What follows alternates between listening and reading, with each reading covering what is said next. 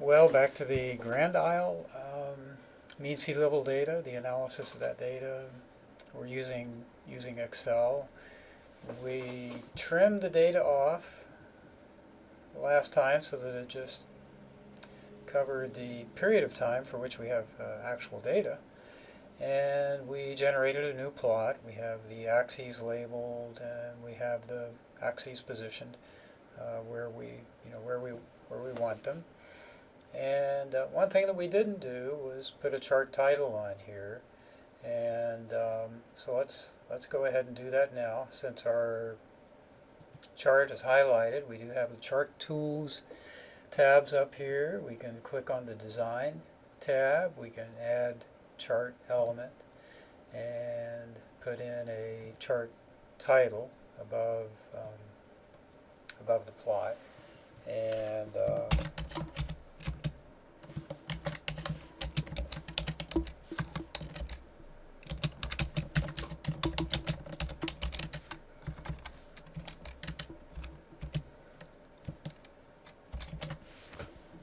so we have our title in there, and so we're ready to go on to the next part of this illustration.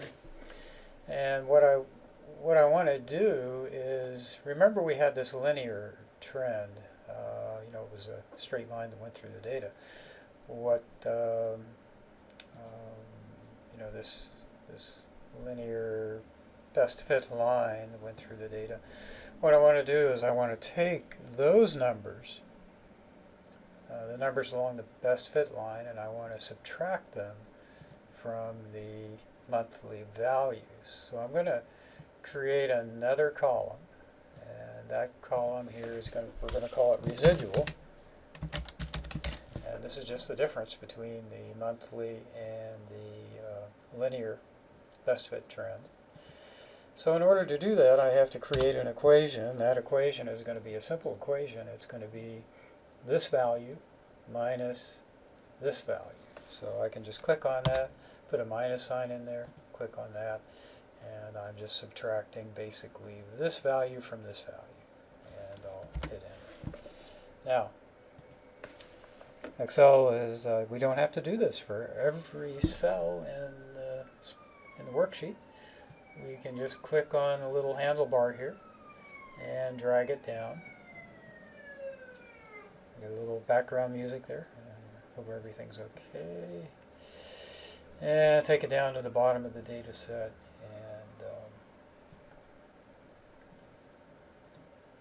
and then show it up here. So now at this point there are several things that I could do. What I want to do, what I'm going to do for this illustration is I'm going to make a copy of this plot. And that's worth knowing how to do, because you may want to have, you've got all your formatting here. Maybe you don't want to redo everything. So we make sure that the plot is highlighted, and so we can see our chart tools up there and so on. Then let me put a couple commands in here. Copy, paste. To copy, put the Y on there. To copy, we press down on the Control key,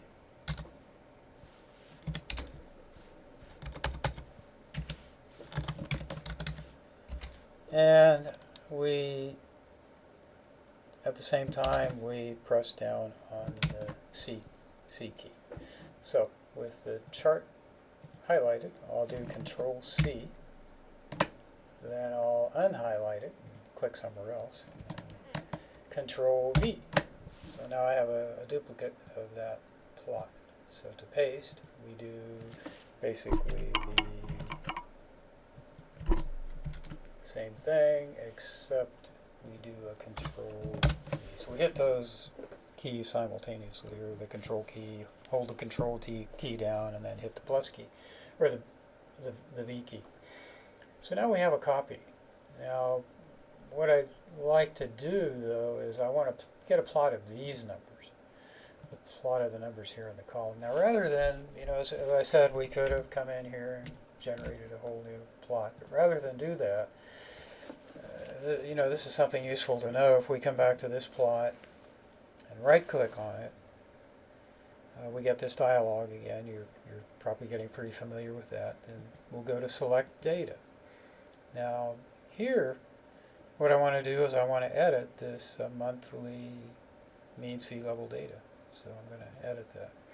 Now, over here, we're going to give this a name.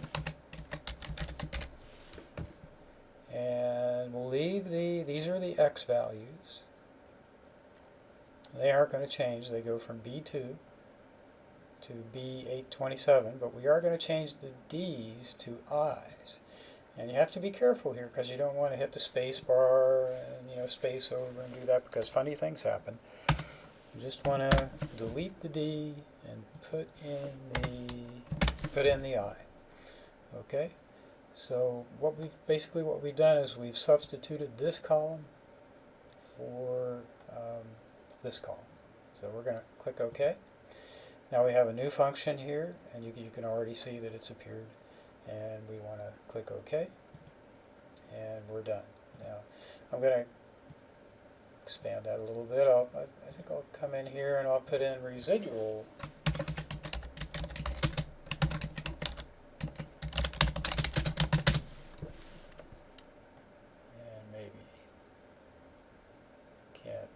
Stretch that out a bit.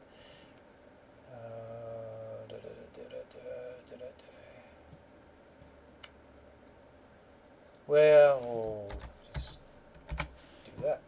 Okay, so now I have a plot of the residual. The next thing that we'd like to do. So remember, in general, we're thinking of the data set as consisting of basically changes in sea level that follow kind of increase linearly through time, but we can see that there are these small undulations about this overall linear increase in sea level. So what we'd like to do is we'll come back here, we'll right-click on the line, the data that's plotted here, and then we're going to add another trend line. And we'll talk more about exponential, logarithmic, and power, and so on a little later, but we're going to use the polynomial for now. And you'll notice that the highest order polynomial, we'll talk about order and what that implies, is going to be a sixth order polynomial. Remember, we can show the equation, so why not? We'll go ahead and look. It's going to be an equation that we'll probably not want to leave up there. And you can see that it appears over here, and we'll move it up to the top. Okay. And we'll just X out of there. Now, we've got the different terms in the polynomial here, and I'm not going to leave that up. We don't have what you'd call a really good fit either, but we do see some variations, and despite the poor fit, something is showing up. Let's click on the time series, the residual line rather, then right-click on that. And what we want to do is format the trend line. We could have done that while we were over here.